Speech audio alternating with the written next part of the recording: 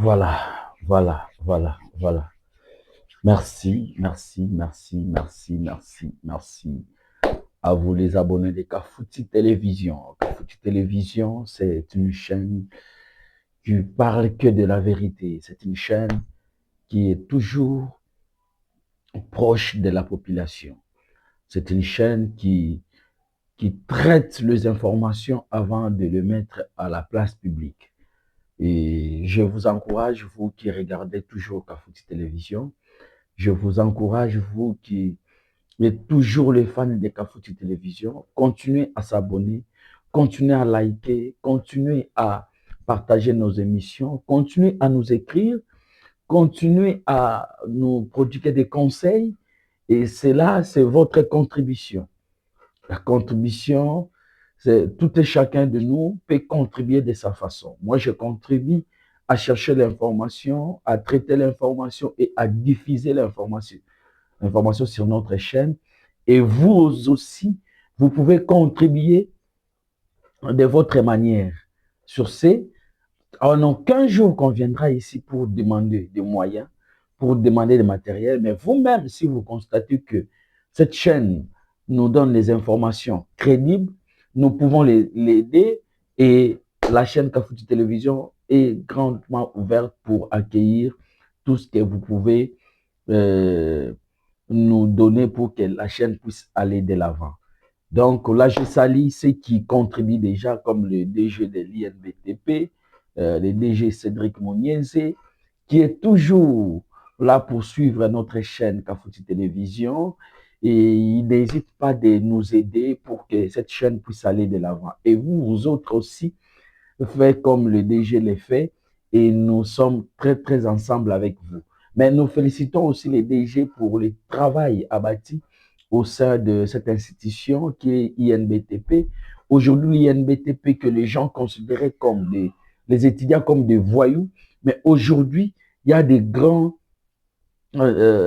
aujourd'hui, l'université est en train de se faire sortir du cadre qui auront, les cadres qui vont prendre la possession de notre pays et surtout sur le plan des constructions, parce que là-bas, on forme les ingénieurs de bâtiments, les ingénieurs, toutes sortes des ingénieurs, on les forme là-bas. En tout cas, nous félicitons parce que la sérieuxité que nous constatons ces derniers temps à l'INBTP, des constructions partout, la route qui est derrière l'INBTP est déjà finie. Donc, moi, j'attends que les jours de l'inauguration pour qu'on puisse être là et diffuser les images. En tout cas, félicitations et toute l'équipe de l'INBTP que dirige les DG Cédric Moniense. En tout cas, les DG Cédric Moniense a honoré la jeunesse. Aujourd'hui, les jeunes, nous sommes très satisfaits de résultat que Cédric est en train de faire à l'INBTP. Et cela prouve qu'aujourd'hui, si les chefs de l'État faisaient confiance aux jeunes, nous pouvons donner quelque chose. Et moi, je demande aux chefs de l'État que Cédric Moniense a prouvé de quoi il est capable, mais il y a des structures que ça demande les ingénieurs qualifiés comme Cédric Moniense, comme l'OVD, comme l'Office des routes. Ce sont des structures que nous pouvons placer des gens qui maîtrisent la matière. Et Cédric Moniense n'est pas quelqu'un à présenter. Et ceux qui savent Cédric Moniense sait de quoi il est capable de faire. Sans oublier, parce que ici, je parle des jeunes, les DG de la SNEL, le DG de la SNEL, le DG Teddy Luamba, le professeur Teddy Luamba, aujourd'hui à la tête de la SNEL, il est en train de faire des choses que les gens ne peuvent pas y croire. Parce que vous le savez qu'il était avant le DGA de la SNEL. Mais quand il était le DGA de la SNEL n'avait pas le cadre juridique. Et le chef de l'État l'avait choisi pour lui mettre au ministère de l'énergie pour qu'il puisse donner les cadres juridiques de la SNEL. Et il l'a fait. Quand il était ministre, il a tout fait pour que des lois puissent être votées à l'Assemblée nationale et ça donne le cadre juridique de la SNEL. Et il a fait. Et aujourd'hui, les chefs l'ont confié encore une mission pour qu'il puisse structurer la SNEL. Et il est en train de le faire. En tout cas, félicitations le DG. Et aujourd'hui, Il y a des réclamations parce qu'au Congo, il y a des problèmes de barrage, il y a des problèmes de la production. Ce n'est pas la SNEL. La SNEL, c'est un organe technique. Mais aujourd'hui, les gens, il y a peu de Congolais, surtout ici à Kinshasa, qui réclament encore de l'électricité parce que les DG de la SNEL, eux, les DDK, Zéphirin Kazadi, sont en train de faire des efforts pour satisfaire la population quinoise, pour ne pas dire la population congolaise, parce que je venais de vous dire tantôt que la RDC a des problèmes de la production. Donc, le gouvernement doit faire les efforts pour augmenter des barrages dans toute la République pour que la SNEL puisse servir les Congolais. Voilà. Aujourd'hui, je voulais parler de la C64. C64, c'est la coalition de l'opposition qui fait référence à l'article 64 de la Constitution.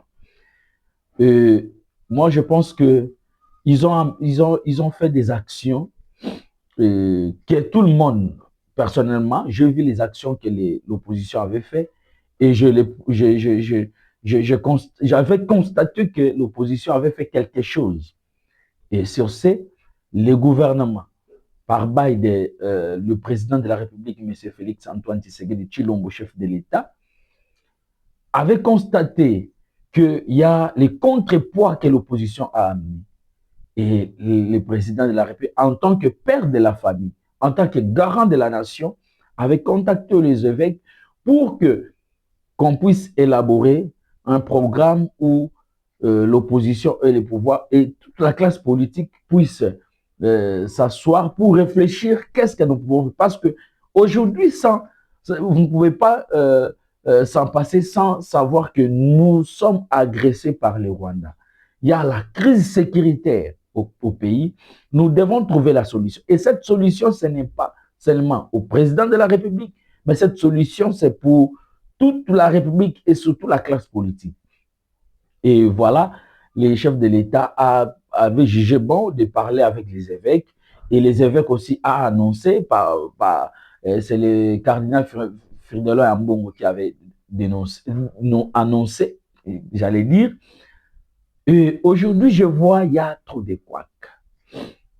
À l'opposition, et même, ils sont en train de se fragiliser. Je vois M. Alain Bolodjoa qui critique, qui est vraiment catégorique avec Délice Sanga et Jean-Marc Aboun. Et je vois mon ami Prince Kinana et mon ami Merley, vous aussi s'attaquer à Alain Bolodjoa. Et cela est en train d'affaiblir l'opposition. Parce que l'opposition veut les dialogues. Mais le pouvoir aussi, excusez-moi, le pouvoir aussi veut les dialogues, mais le pouvoir souligne que les dialogues sont ceux qui ont touché les armes. Parce que ceux qui ont touché les armes sont en train de dialoguer avec le gouvernement à Doha. C'est là, d'abord, ça crée des frissons quand nous sommes en train de suivre tout ce qui se passe dans notre pays. Et hier, je suivais un débat entre Délice Sanga et Jean-Jacques Mamba de l'AFC. Jean-Jacques Mamba critique l'opposition à Kinshasa parce qu'ils ont accepté de dialoguer avec Félix Tshisekedi et ils ont donné 15 jours, l'ultimatum de 15 jours. Mais ils oublient que l'AFC a fait plus d'une année à Doha en train de discuter avec le gouvernement. Donc, il y a des contradictions au sein de l'opposition. Et cela donne de l'épaisseur au pouvoir. Moi, ici, je n'analyse pas en tant que pro-pouvoir ou pro-opposition, mais ici, j'analyse comme Congolais. Parce que ce pays nous appartient. Le pays n'appartient pas à Félix Tshisekedi, le pays n'appartient pas à Martin Fayoulou ou à Nanga. Le pays appartient à tout le monde. Si vous lisez la Constitution, vous allez voir que la Constitution nous envoie à l'unité nationale. Si vous lisez le préambule de la Constitution, cette préambule nous dit que si aujourd'hui notre pays est en train de se déchirer, c'est parce que depuis 1960 jusqu'à aujourd'hui, il y a des crises et des crises qui enchaînent. Et comme nous devons réfléchir pour mettre fin à toutes ces crises-là. Et qui doit mettre fin? C'est nous, les Congolais. C'est nous les Congolais. Et quand on parle des Congolais, il n'y a pas un Congolais qui est spécial. Tous les Congolais, la Constitution dit, tous les Congolais sont égaux. Mais de voir ce que nous sommes en train de constater dans les médias, ce que nous sommes en train de constater, le comportement de l'homme politique congolais, c'est très amer. C'est très amer. Moi, ici, je vous dis, vous les Congolais qui auront l'occasion de me suivre, de changer les paradigmes, de voir autrement les choses au Congo. Faisons quelque chose pour que notre pays puisse se développer. Ce n'est pas en cultivant la haine, ce n'est pas en cultivant tous les antivaleurs, non. Voilà aujourd'hui le clientélisme, le clanisme, le tribalisme. Tous les antivaleurs sont maintenant de grands hommes au pays. Maintenant, posons-nous la question. Est-ce que notre pays va évoluer avec ce genre de comportement? Les gens veulent toujours le pouvoir. Oui, mais qu'est-ce que vous allez faire avec le pouvoir? Le pouvoir, c'est pour améliorer la cité. Est-ce que notre cité est améliorée? Ce sont des questions où nous nous posons chaque jour. Mais quand vous regardez le comportement de l'homme congolais, de l'homme politique congolais, mais ça nous laisse... C'est quelque chose que nous ne pouvons pas supporter.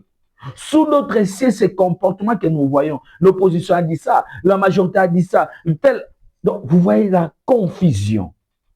Quelle que soit l'opposition, quel que soit au pouvoir, il y a la confusion. Il y a peu de gens qui viennent avec des thématiques qui amènent le pays au développement. Il y a peu de gens qui viennent avec des débats constructifs. Mais des débats que nous assistons ces derniers temps, ce sont des débats des individus. Il n'y a pas de débat d'idées au Congo. C'est ça qui affaiblit notre pays. C'est ça qui affaiblit notre pays. C'est rare de voir des débats quand on discute les sciences de l'État, les sciences sociales. Donc, qui vient avec des débats sur l'économie, sur la fiscalité, sur la gestion des ressources humaines, comment on gère des gens, des personnels. Ici, il n'y a que de calculs. Et des journalistes aussi. Ce sont des journalistes qui viennent avec des thématiques pareilles. Aujourd'hui, il y a la confusion. Il y a la confusion. Bon. Merci. Merci. Je salue les bourgmestres de la commune de Kimba. La bourgmestre de la commune de Lancélé, Mbonzo Lamesso. Il est en train de faire des choses. J'ai appris qu'il est en train de faire des choses merveilleuses dans cette commune. Il a acheté même des tracteurs. Donc, aujourd'hui, la commune de Lancélé a du matériel pour l'assainissement. C'est quelque chose à encourager. Parce que je vois des gens manipuler, les gens achetés par des billets de la banque, des billets verts, qui viennent dire de n'importe quoi, non, Mbo a fait ceci, Mbo a fait ceci. Non. Venez aussi dire que Mbo a acheté tout le matériel pour l'assainissement de la commune. Et d'ailleurs, j'ai appris, il a demandé à tous les bourgmestres de la ville-province de Kinshasa que celui qui a besoin de matériel, il peut lui donner et travailler après remettre ça. Donc, c'est quelque chose que nous sommes en train d'encourager. Et ceux qui viennent toujours avec les noms des gens qu'il est en connivence avec tel, il a fait ça, ce sont des faibles esprits. Mais moi, je vous encourage, M. Mbonzo Lamesso, faites ce que la population vous demande. Sans oublier, le bourgmestre aussi de la commune de Kinshasa, il est en train de se battre avec le maigre moyen. Vous savez que cette commune n'a rien, mais le bourgmestre bienvenu Mbali, il est en train de faire quelque chose sur cette commune. En tout cas, félicitations pour votre apport sur la gestion de la commune de Kinshasa. Là où vous êtes dans votre entité, vous êtes en train de faire quelque chose. Nous allons que vous encourager. En tout cas, merci pour votre soutien et surtout Abonnez-vous dans notre chaîne Kafouti Télévision. Partagez nos émissions, likez nos émissions. C'est ça votre contribution. Bye.